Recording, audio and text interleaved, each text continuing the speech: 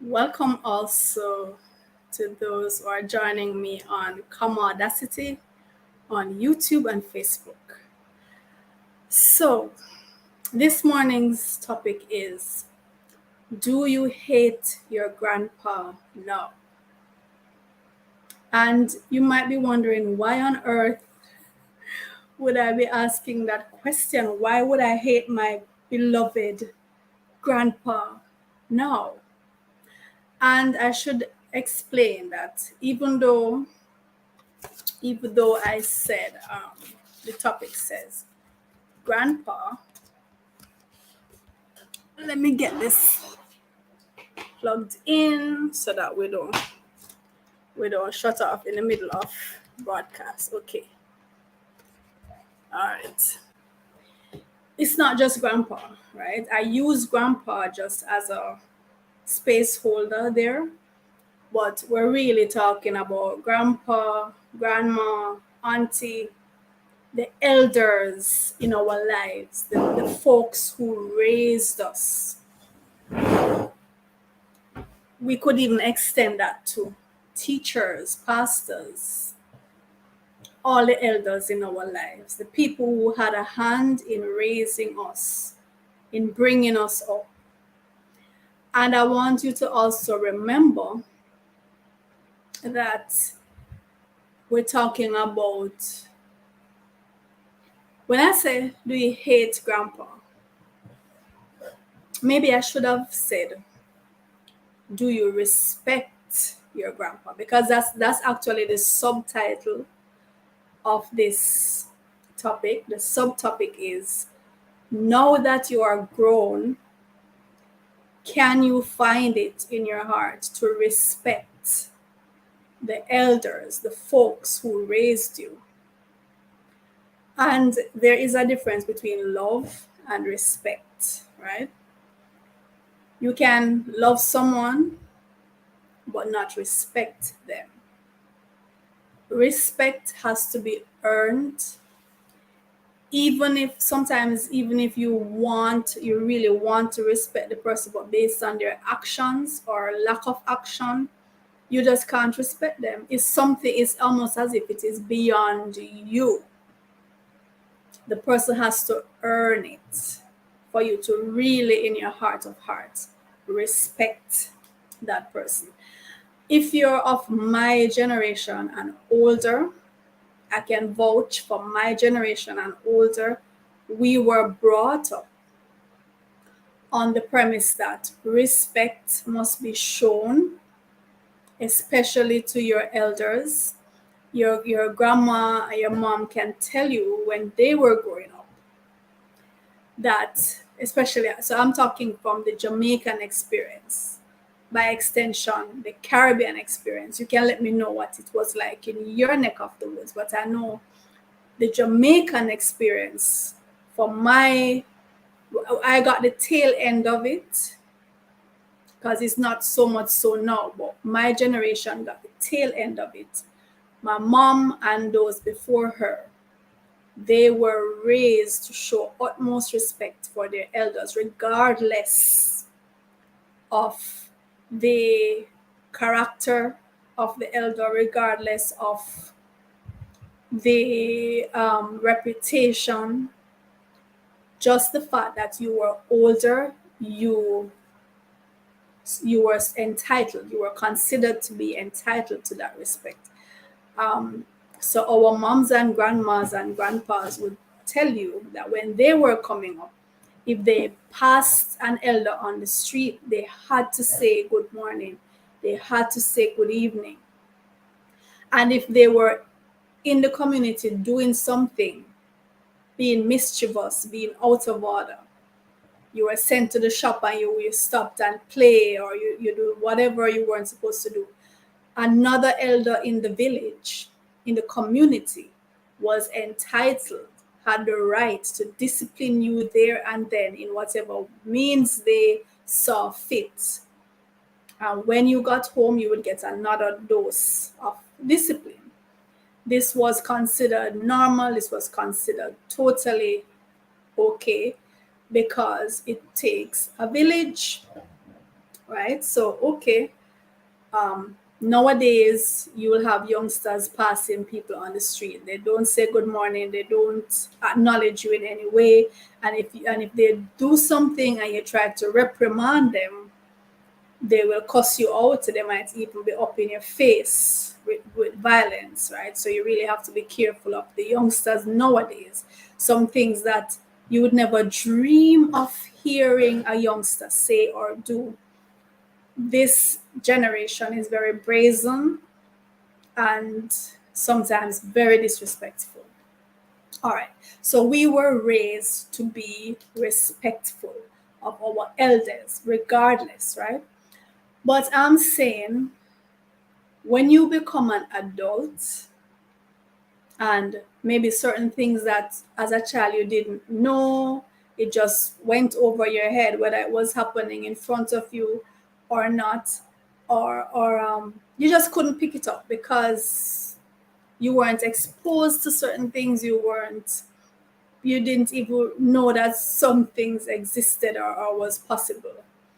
So you took people as they came for the most part. Some of us were precocious and it's almost like adults in children's bodies, so we could perceive things and put things together. Some of us were street smart that way, right?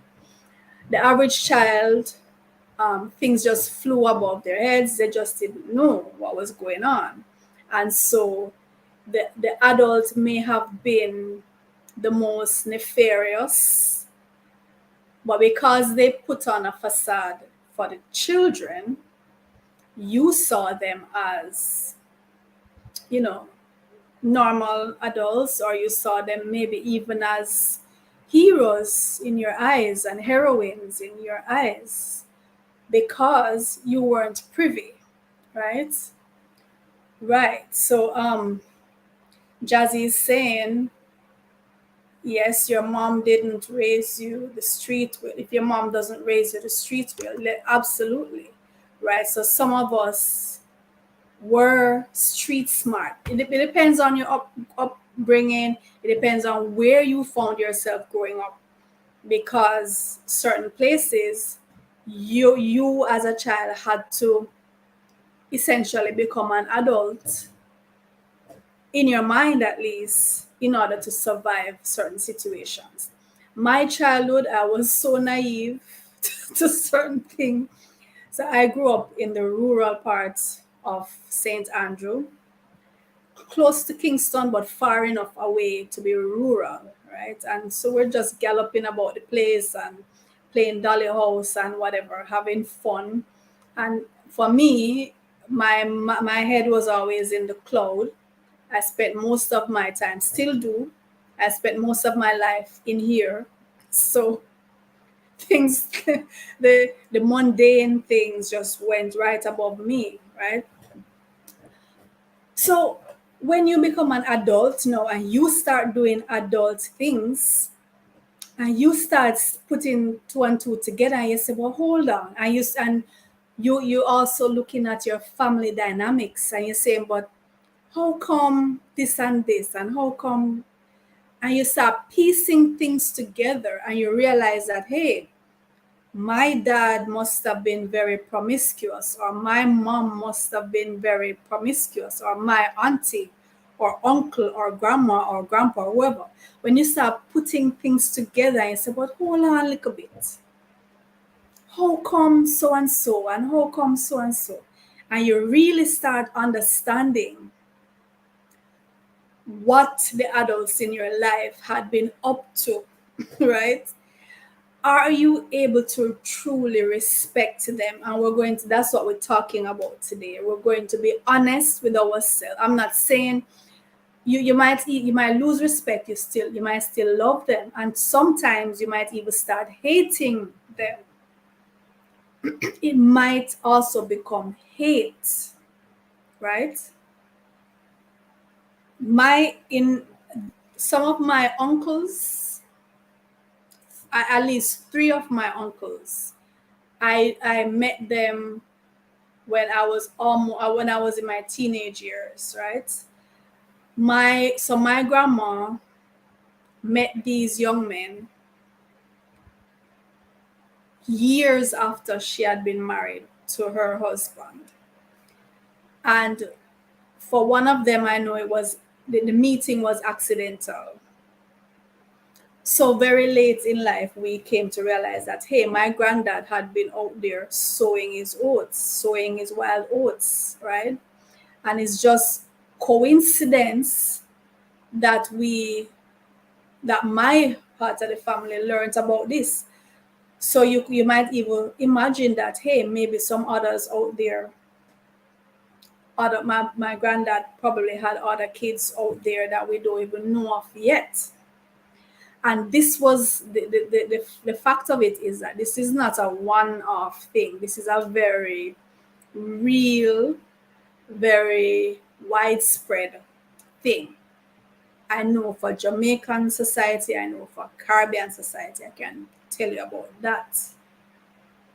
So you're saying, what kind of character did my granddad have?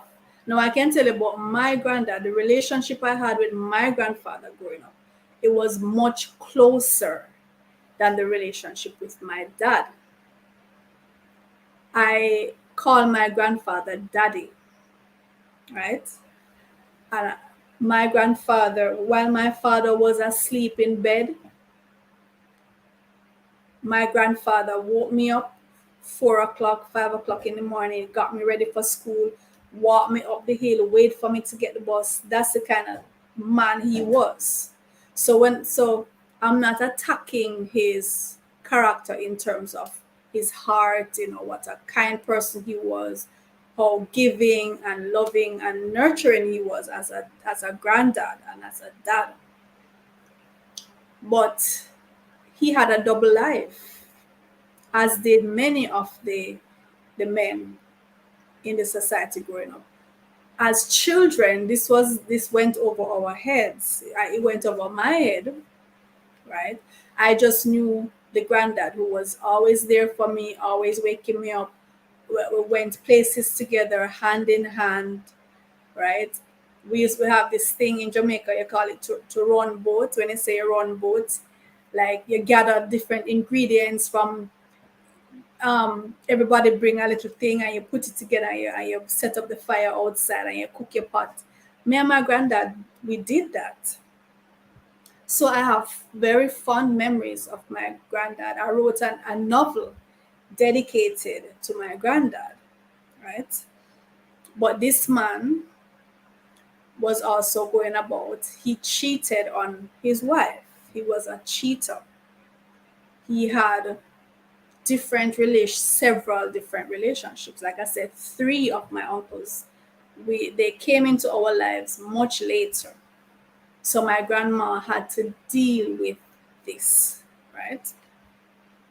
My my dad, our relationship, even though he was from my childhood, he was there in the house.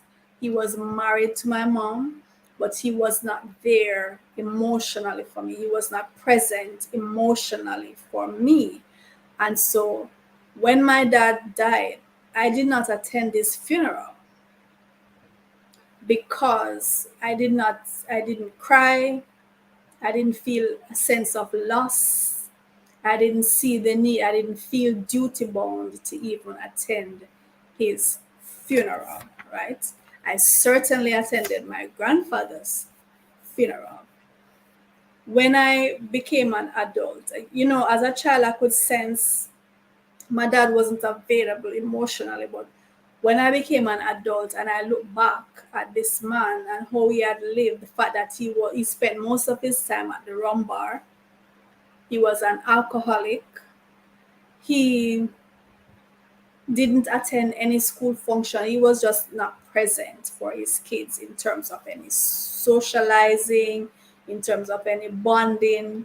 Maybe with my little brother, he was close with my little brother, but he was not influential in my life. And so as an adult, when my father passed, as a result of the same having been an alcoholic and the damage that did to his liver, and so he eventually succumbed to that. I did not feel any kind of duty to attend this funeral to go and say a kind word for him, because as an adult, I look back at his contribution. I had the perspective of an adult, the adult eyes looking back and saying, but this one was, he was pretty much worthless as a father. And if you are worthless as a father, I'm not going to attend your funeral and say kind words. I'm not going to be a hypocrite and do that, right? So I did not even attend. You see, we have this thing about we have to honor the dead, and we have to put the best words forward in terms of their eulogy. We have to send them off, and we pretend that these were stalwarts. The way we talk about these folks when they die, it's as if they were heroes, and they were not. And we also need to be honest about that, right? There's a thing that we have that once people pass, you can't say anything bad about them. You're to honor them, even if their lives were not honorable. I don't subscribe to that, right? In terms of the elderly, yes, I would be respectful to the elderly, but sometimes you have to accept that when you see the elderly going through some things, it's their own karma, and you cannot stand in the way of that. When you see them being isolated, when you see them get to a certain age and there's no one around, you have to ask yourself the question, especially if they have kids and the kids want nothing to do with them. You have to ask yourself the question, why is this so? How is it you have 5, 6, 7 kids and none of them want to have anything to do with you? What were you up to? None of them feel, I mean, I know there are parents who put out their best, and the kids come up and they have no character within themselves, the kids. And so they have no sense of duty or any sense of obligation to the parents. They just go off. That's their thing. But you have some parents who the kids would want to help, but when they think of the fact that the parents neglected or abused them, they don't feel inclined to have anything to do with that parent, whether they're on their deathbed or not. And we have to remember too that some of these elders, they have some really caustic traits, and the older they get, the more it has calcified in them. Some of these elders are some of the most toxic human beings. Don't be deceived by the frailty of their physical appearance. Don't be deceived by the shaky voices. They are villains who have calcified on this planet because they have been here long. That's all they have going for them, is that they have been here long, right? Sometimes some of the, you say, our parents and our extended family and the village that raises us, it's the first it's like it builds our self-esteem or it breaks our self-esteem, right? One of the first times that our self-esteem is exposed. And the things that our parents and grandparents and aunties and uncles, the elders, the things that they say to us help to shape our self-esteem from a very young age. When you think back at your childhood, try to remember some of the things, some of the negative things that your elders said to you. And some of them, if you ask them, they will tell you they did it out of love. They did it out of um, trying to make you have a sense of reality. So I remember when I was growing up, you might have a young boy whose father abandoned the family, and he had the misfortune of looking like his dad. And every day he woke up, he would be told, "You look like your worthless papa. You look like your good for nothing papa. You look like your ugly papa." We don't we try not to understand the damage, the emotional and mental damage that this does, and the damage to the self-esteem. When we tell our kids, and this is rampant in the Caribbean, we tell them how them black and ugly, or them nose big, or them lip big, or them hair picky picky, or them hair favor kaya, feel like kaya.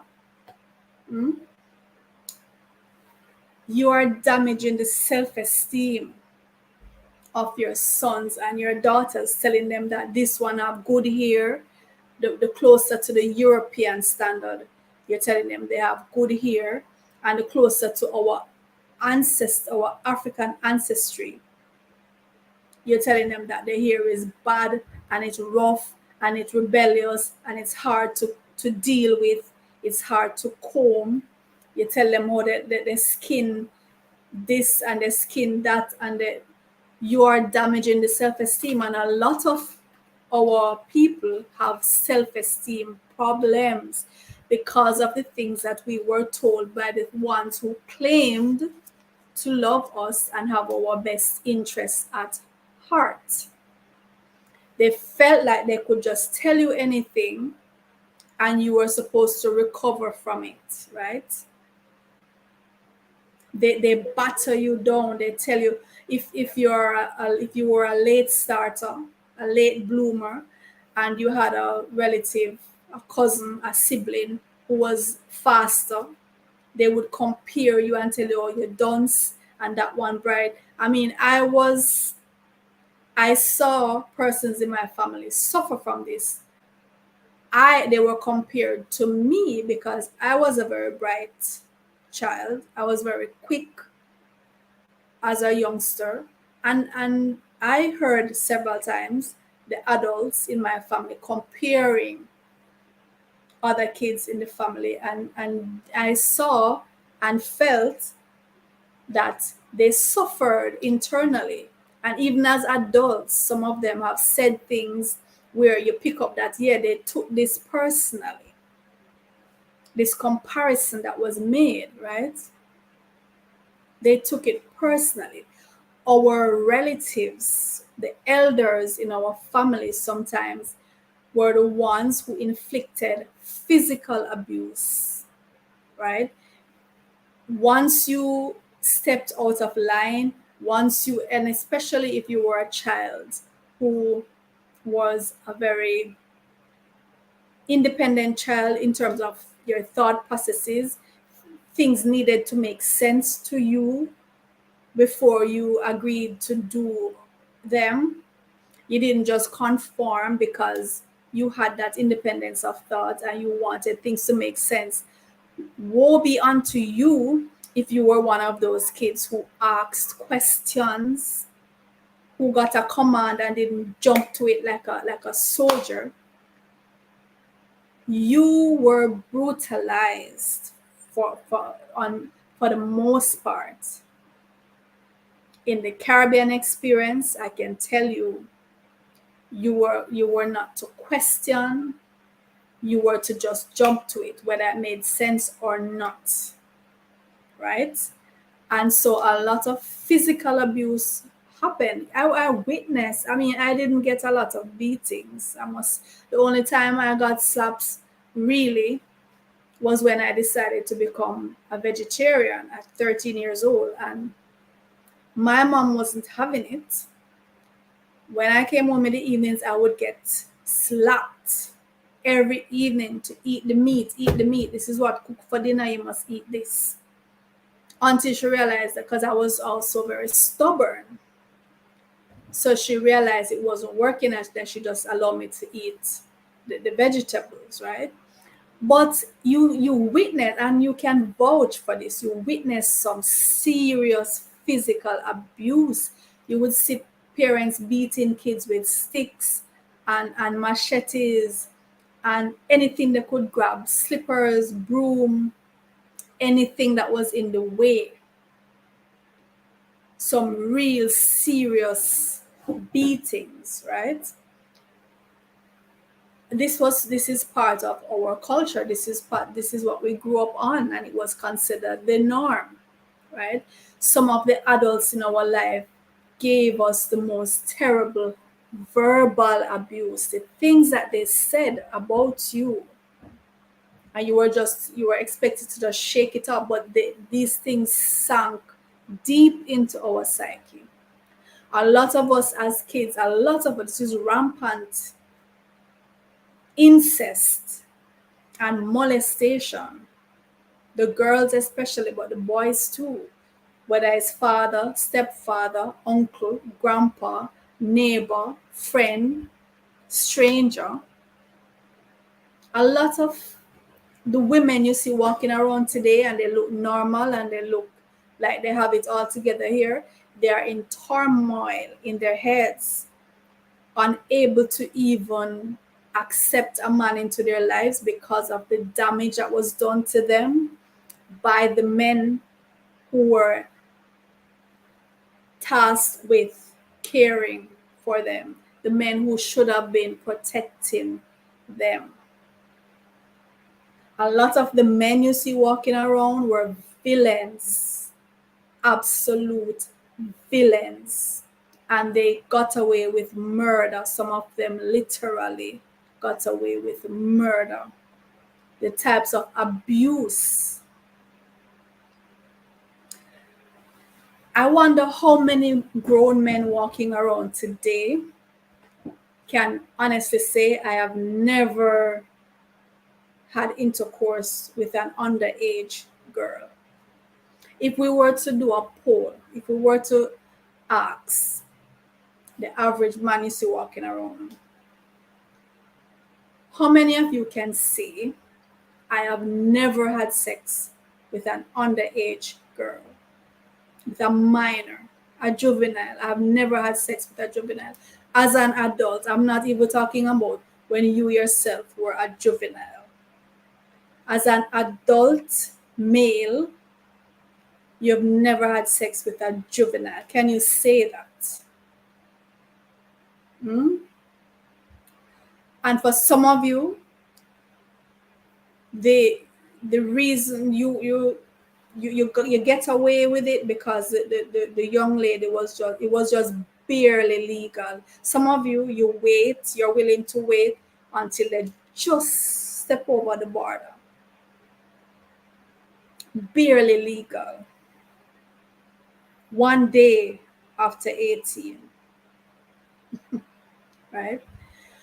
A lot of our grandmas, they were in marriages for decades in which they were not happy because they could not be happy because they were oppressed, they were beaten, they had no rights, they had no voice. They had a husband who was sowing his seeds all over the place, having 3, 4 families in the village or outside the village with and bringing in these so-called bastard children.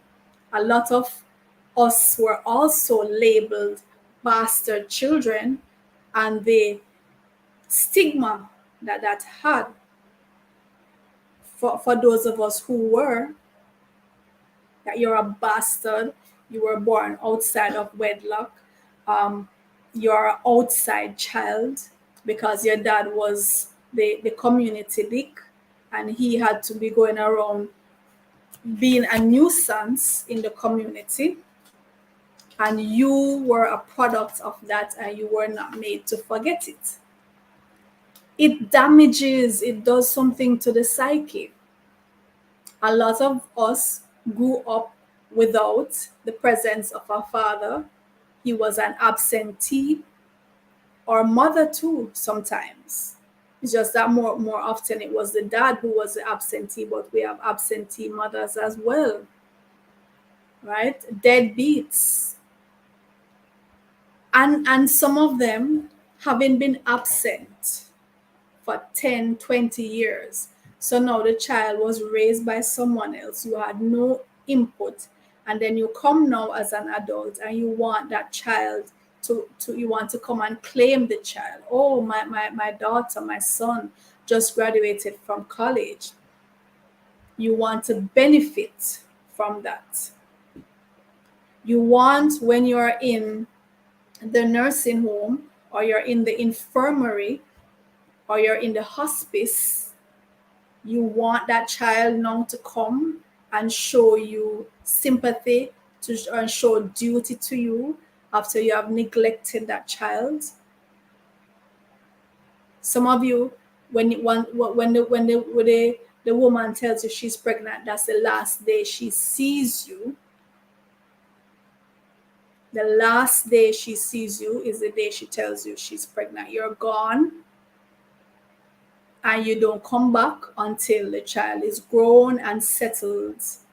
And now you have fallen on hard times because life is like that. You give, you reap what you sow.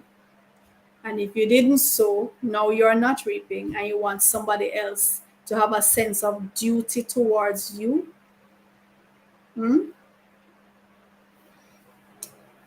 You want, now you're in the hospice, you've been left to die.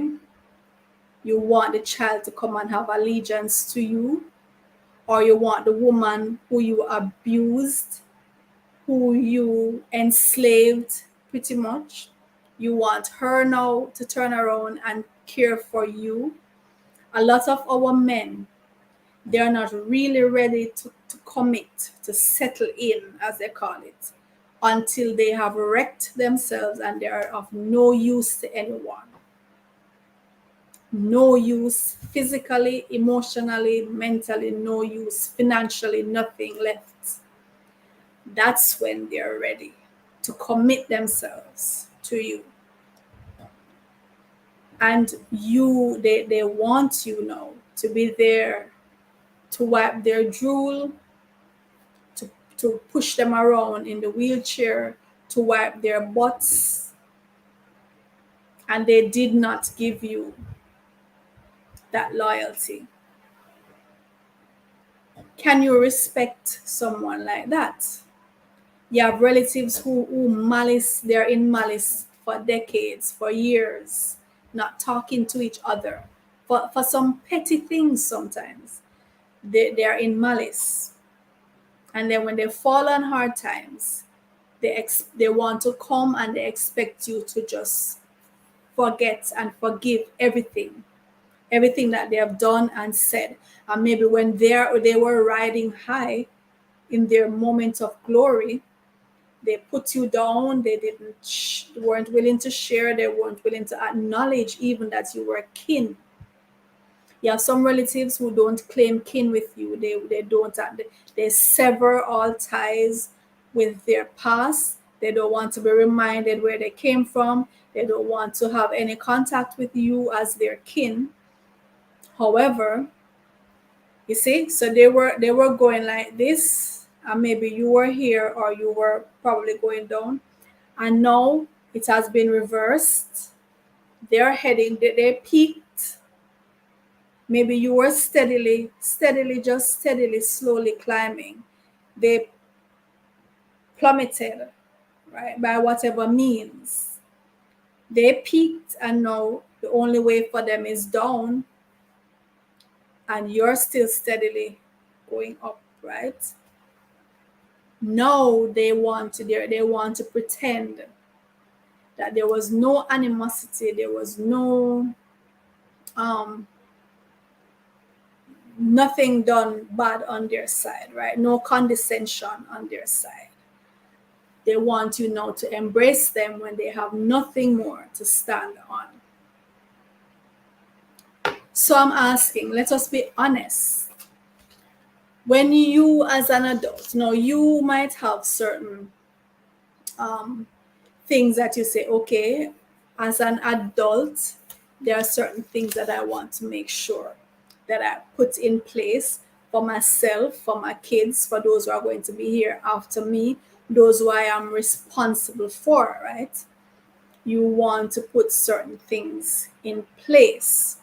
So, for example, for most adults, I would say they want to at least know that, all right, I have a house, I have some land, I have financial investments, I have a car, I have assets.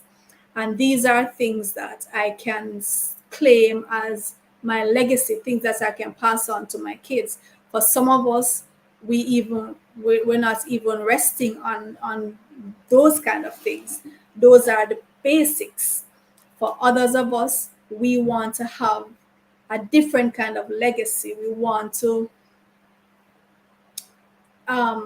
establish businesses. We want to establish empires, right?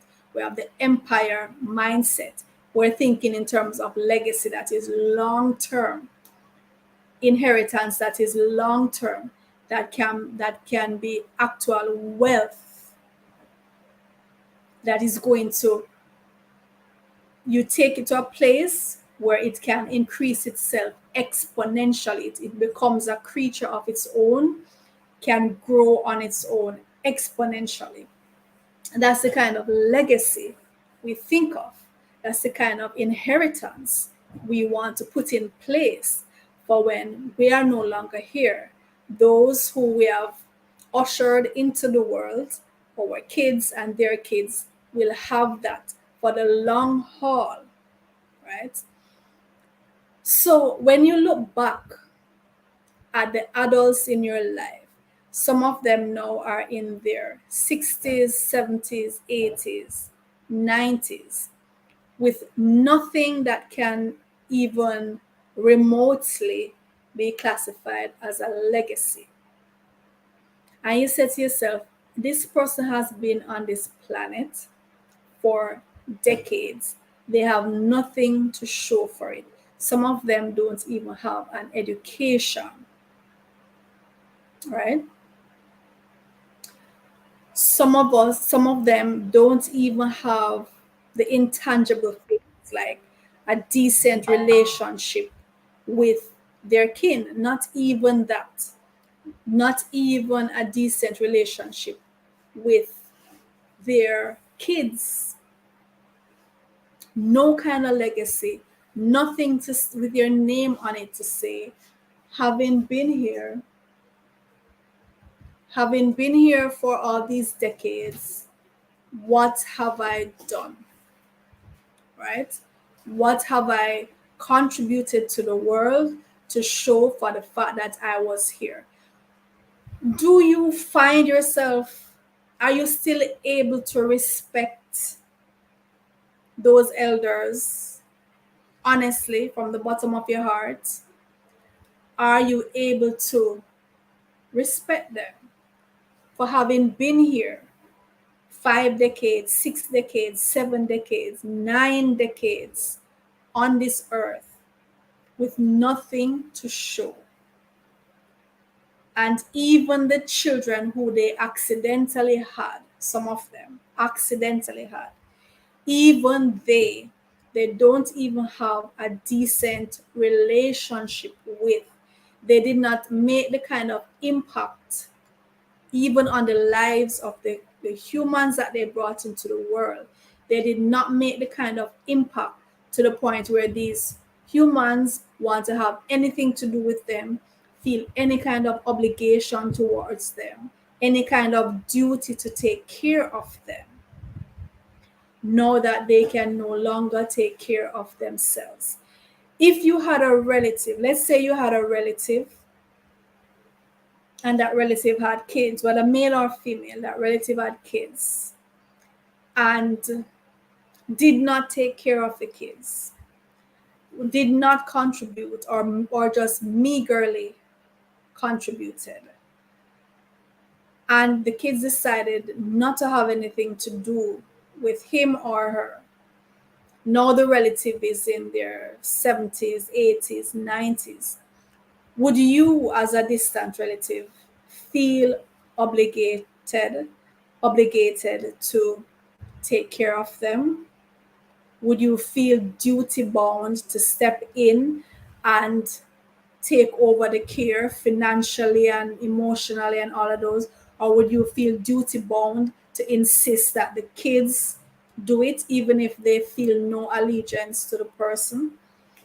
Are you able to say, I'm not, you might still love them as your relative, but can you respect them for the fact that they have been here and have not made the kind of contribution to the people and to the society to the point where now they can have it reciprocated?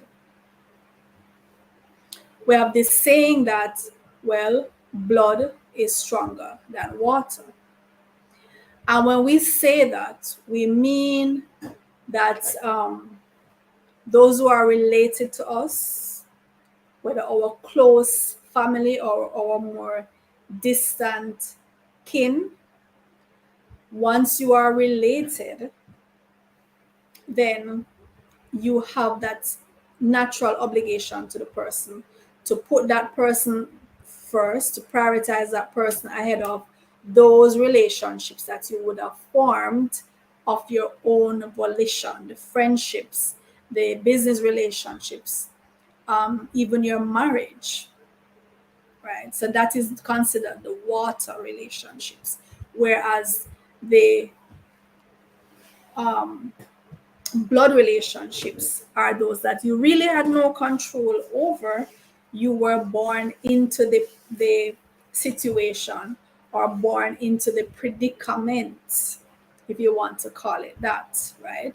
But having been born into the predicament, the fact that you are blood related, for many persons, they would say, well, they, that alone gives them that sense of obligation.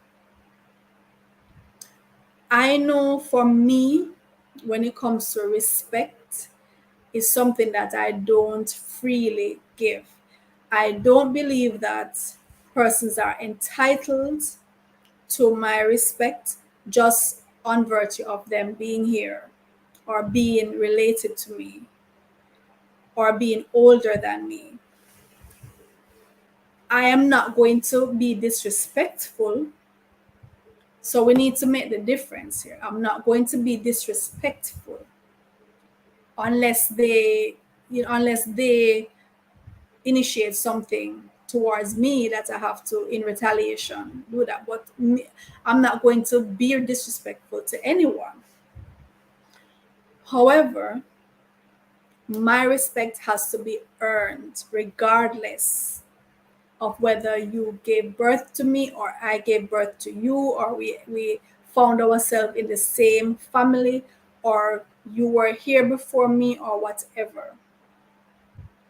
In as much as I'm not going to disrespect you, I might not have respect for you in my heart of hearts.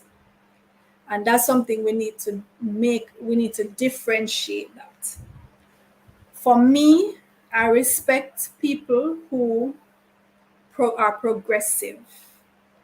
I respect people who have a sense of wanting to better themselves, putting out effort to educate themselves, putting out effort to sharpen their skills, putting out effort to take care of themselves, putting out effort to take care of their responsibilities, and your responsibilities extend to the children who you bring into this world. Just yesterday, someone in my community, a man, this man is in his 50s, right? He had approached me a couple of days ago, and he said he was asking me for money. Said he wanted some bus fare or something like that. This is someone who over a couple times he has done this, right? Maybe the first 1 or 2 times I gave it to him, and then I realized it was becoming a habit. And so when he approached me some days ago, he said, he's asking me for some money. I said, no. And that's all I said. I said, no. And then I saw him again yesterday. And again, he was asking me for money. And I said, listen, I cannot respect a man who goes around begging.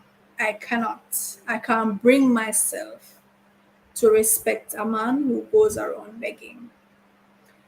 I'm not going to give you money like that. I prefer if there's something I need to be done and you're willing to do it, there's some job I have that you can do and you're willing to do it. I prefer if you do that and I pay you to do it. Even if I end up overpaying him based on his skill level to do the job, I prefer that. And it's not just men, people in general. If you are an able-bodied person, even if you have certain disabilities, you can you have other skills. I don't believe that just because you're blind, you must stand with your pan begging. That's just my personal belief. I've never been blind. I hope never to be blind. But in my mind right now, having never been blind or knew what it's like, what it feels like, I cannot imagine that that could be a valid reason for anyone just because of that to decide that they should no longer put out effort. They should now go and stand at the supermarket door and beg for the rest of their lives. Even though it is a disability, yes, it is a disability, but there must be other ways in which you can earn your keep. For some people, they just need to break a nail and they become disabled, and that's enough reason for them to go around begging. I don't support that. I respect people who are willing to put out effort to receive. Things should be reciprocated. You must be willing to put out effort to get something in return.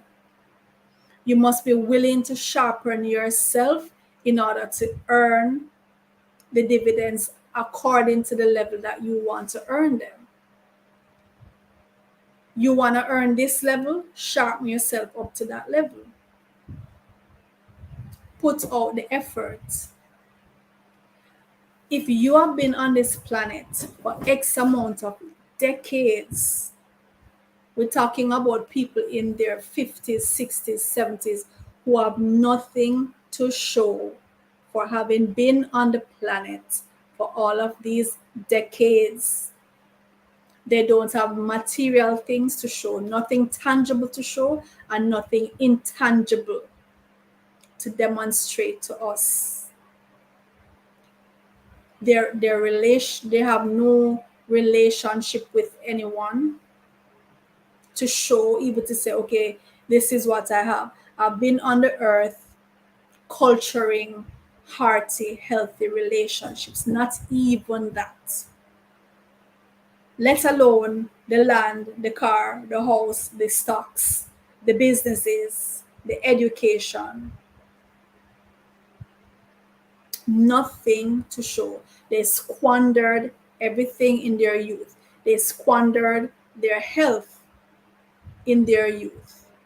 They squandered their time in their youth. They squandered their mental acuity in their youth. They did not invest in any way. They did not progress in any way. They did not invest in anyone or even in themselves. Nothing to show.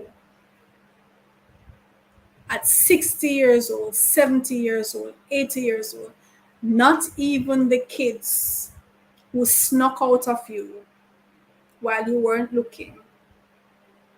Not even them you were able to pump anything into, to the point where now they can have allegiance to you. That is a life wasted. That is oxygen wasted. And I know for me, I cannot respect such a person. I am not going to be abusive towards that person anyway, but in my heart of hearts, I cannot. How do you feel about that? Are there conditions for your respect? Are there certain situations and qualifications where it doesn't matter what else, once that is in place, the person will get your respect? I think several persons in my family thought that it was disrespectful of me not to attend my father's funeral, for example. I don't agree. It was just a natural response to the fact that this man was not really a presence in my life. Even for the years where he lived under the same roof, he was not a presence, he was not a force in my life, right? My father was fast asleep when my grandfather woke me up 4 o'clock in the morning, and this was in the rural part of the country, right? We didn't have any bathroom inside the house. I had to go outside in the dark to bathe, get myself ready. My father was fast asleep. My father had a vehicle. My father had a white Datsun van parked in the yard, right? And he was fast asleep while I was outside bathing in the dark. And my grandfather was in the kitchen getting my breakfast ready. And then my grandfather would walk with me up the hill to get a bus. My father was fast asleep. Things that happened at my school, whether I achieved anything, my father was not there. He did not attend. He didn't know. He pretty much didn't care. There were no talks, there were no walks. My grandfather and I would walk throughout the community hand in hand. That's the man who my allegiance was to. That's the man who I wrote a novel and dedicated it to. The one who was there. That's just how it is with me. If you want to have any value in my life, I can tell you, for me, you have to show up. You have to let me see your value. You're not just gonna get it like that. I don't give out respect like that. And things must be reciprocated, right? Things must be reciprocated. They must be earned and they must be reciprocated. That's my take on it. Let me know how you feel about it. And let me repeat the question.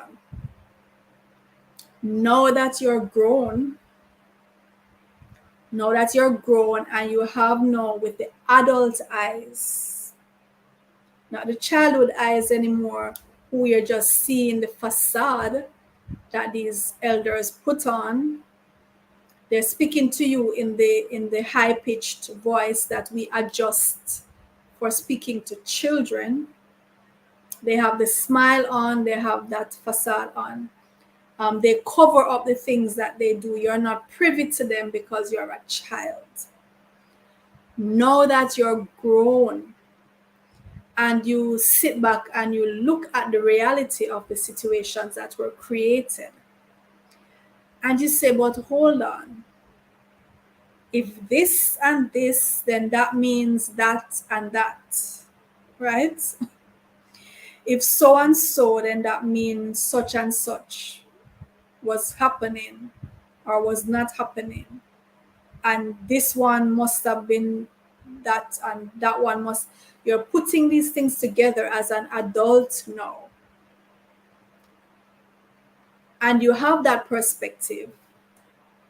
Have you found yourself recalibrating and reassessing the elders in your life? Are you still able to give them that respect? I'm not even saying, are you there for them? Do you still talk to them? Do you still smile with them? Are you able to respect them? That's what I'm asking, right? Are you able to respect your dad? Now that you look back and see the situation and you realize what your dad must have been up to. Are you able to respect your mom?